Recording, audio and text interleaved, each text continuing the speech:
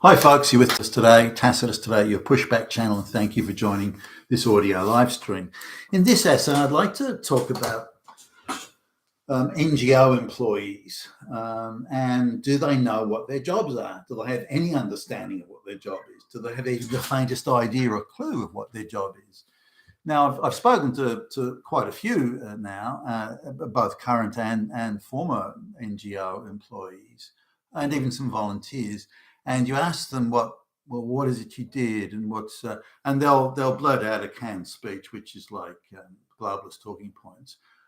Often it comes, well, I'm just here to fight Nazis. You get that sort of crap, but they don't know is the bottom line. Now, if you go online to say the employment job boards that have many adverts now for NGO employment, and much of that employment that 25 years ago was the lowest paid jobs on the internet, now they're among the highest paid jobs. Such is the change we've seen, and such is the nature or the relative nature of now the vast and huge influence that NGOs have.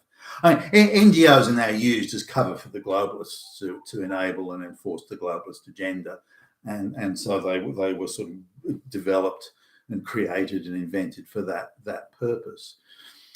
Now, it's apart from the fact they play a huge role in world affairs now, and they do, vast sums of money are being laundered and pushed through these NGOs. And you know, there was a small boutique NGO that I thought was a little bit player. I thought maybe they'd have 20 employees or something. I thought they were a tiny group, but in fact they've got 800 employees, some of whom are being paid hundreds of thousands of dollars a head. I was surprised at how much influence they wield around the place. But the NGO thing, many of them are registered as charities, which is outrageous given the political activism they engage in. And clearly this is all part of the globalist project. I know, let's create all these things. We'll say that they're charities and just make sure that the Western governments we control and tell what to do, make sure that they declare them as charities so rich people can launder their money through there. So, you know, there's a billionaire that gives money to various NGOs, but he's got huge tax issues every year. So he just donates hundreds of millions of dollars to these NGOs, which wipes out his tax problem. And so effectively, in this case, the American taxpayer is, because it's now tax revenue that the government doesn't collect, that money's being laundered through these activist NGOs, which in turn do the government's bidding and then employ government hacks and goons and flunkies and give them well-paying, prestigious jobs with lots of travel. But if you look at you ask these people, what do you do? I mean, what's the purpose of your job? You can see that these are just created jobs, the same you see in the public service all over the place, and in large bureaucratic companies that rely on government contracts. There's this vast bureaucracy of jobs where no one actually does anything. Human resource departments now, particularly in companies that don't have to compete in the marketplace, they're able to cut back on all the people that once were needed to compete, say, you know, competent marketing people or well-trained technical salespeople and customer service people, you know, technical field support people, you know, all those people have been cut back now. And instead, you've got this incredible bureaucracy in the human resources department, diversity, equity, inclusion officers. And these people are all brain dead hack morons. You know, they're just ideological fanatics. And the amount of people who in human resource departments today, you know, the young girls in particular, who see that their job isn't to administer human resources or to do anything of any value. Their job is simply to fight Nazis. That's it. That's it. And also, when we advertise, in the business owner sharing, we advertise for people, particularly the lower qualified end of people. These a lot of young girls apply. When I say young, college students, that sort of thing, and apply, and they invariably their only work experience, often since the age of 14 or 15, their only work experience is either volunteering or some occasional paid work for NGOs. That's it. Now, how they're able to capture these these young girls, instead of going like working at a takeout food chain or something like that, McDonald's or somebody, instead of doing that, they're all rushing off to placard wave and to shout and scream in the street for these NGOs, and I'm staggered, or go and collect donations for the NGOs. I'm staggered at how much influence they have over these young women, and so we can get, for example, 50 applicants for the role. This is a part-time role. We get 50 applicants for the role. Nearly all of them are young girls or young women, and all of them, like 100%, have been brought up through the activist NGOs thing. So it's a huge thing in our society at large.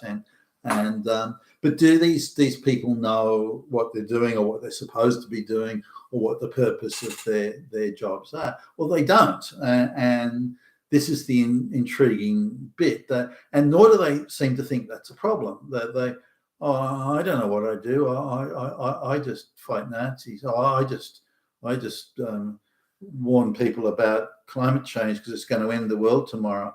I'm just fighting back against the patriarchy, and that sort of stuff. So, okay, sure, all right. Well, can you tell me what the patriarchy is? On what basis are you saying that climate change?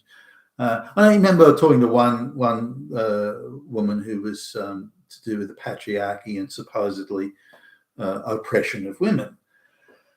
And the women were being beaten and murdered every day by evil straight white male Nazis, that sort of stuff. Even though over 70% or over 90% actually of the violence against women were caused by black and brown people. But that's beside the point. Can't say that because it's racist.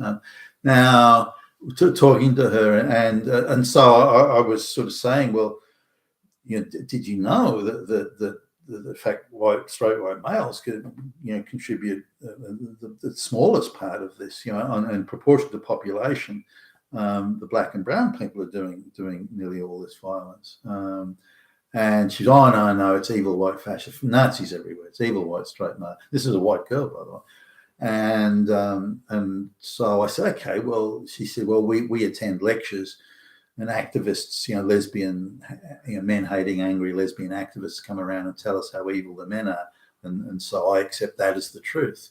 And I say, okay, but how do you know it's the truth? How do you know it's accurate? I mean, have you done any research? Well, I don't have to, because the angry lesbian is doing the research for me. So why should I have to do it? Okay, but how do you know it's true? How do you know that information is accurate if you haven't gone out? Because I gave a little thing. So they're trying to create activists. These people aren't imparting facts; they're just agitators. And she wouldn't have that, and said no. And so again, I asked, well, how do you know what she's saying is true? She said, well, I know it's true because she started to cry when she was telling the story of how evil straight white men are. She started to cry. And I thought, you've got to be kidding me. That's the determination of truth. So I feel it to be true. I feel it. I'm going to cry. And just one other thing, a woman who's come up through the activist ranks and was given a very senior job in a government quango on big money, by the way. In today's money, $800,000 or $900,000 a year salary. So that's a decent amount of money. And by the way, you need that sort of money to get ahead in Sydney these days.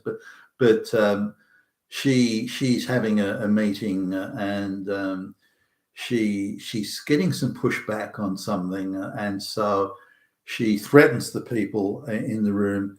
And if you don't agree with me, I'm going to cry. Now, this is a senior executive, a very highly paid senior executive, a female, who says to everybody, you have to do what I want or I'm going to cry.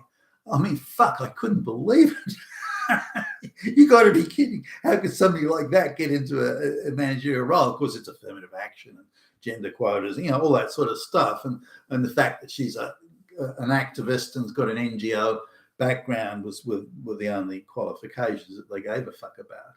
And she was there to make sure that too many straight white males didn't get hired, really. That was, to devise induction programs to prevent straight white males from getting hired. That was really her role. So she fulfilled that or attempted to fulfill it. I mean, she's pretty useless, attempted to fulfill it. And so her way of doing it, she didn't have any objection to white people necessarily, but the only white people who were allowed to get the jobs were gay guys if they were white. And then she applied, she developed this thing to make sure that only gay, if they're white, only that the gay guys get hired. Fuck. And that's it. She doesn't get away. I'm going to cry. So these are the sort of people that are around the NGO thing. But when you look at the wider NGO sort of, I don't know, the NGO diaspora, if I can call it, ideological diaspora, there are so many very highly paid jobs there now for doing what no one really knows, no one really understands. I haven't been able to find an NGO employee who can say what they're doing. Sure, they can say we're fighting Nazis or we're fighting, sure, but they have no sense of reality of what they're doing or why their job is needed or necessary or important or where the money's coming from, and they live in this world of fantasy where it's like a daddy with lots of money just throwing money at them, and they don't really care, and they don't have to worry about it or think about it or understand it or anything. They just go to that street there and wave placards. Oh, okay, and that's it. And whereas in a private merit-based, profit-based market competition business, you just can't behave that way. I mean, you wouldn't last 1 second. But in that fantasy world of the NGO, they can, and they do, and it's just a massive activist money laundering, influence peddling machine. Whether whatever form the NGO takes, and really charities that I thought did good work in the past. Looking after. I don't know. Looking after. Abandoned children, or looking after the homeless, providing meals for the hard up, and those sort of things. I thought that was good work, and your money went directly into helping people that needed that help. But now they've all been infiltrated and penetrated by activists, and again they're just money laundering and putting activists on the street. But they've created a general sense where, apart from detachment from reality, where, and you see this in bureaucracies and human resource departments, and certainly in government bureaucracies, their job isn't actually to do work or to produce something or create something or deliver something. Their job is to engage in various forms of activism to further and create and produce the globalist outcome. And because they're operating in the ideological vacuum, they actually have no real job. They're just simply ideological, crusaders, not really sure of what they're doing or its purpose, or aware of how it's going to help anybody. You've been with Taskers today at your Pushback Challenge. Thank you for listening.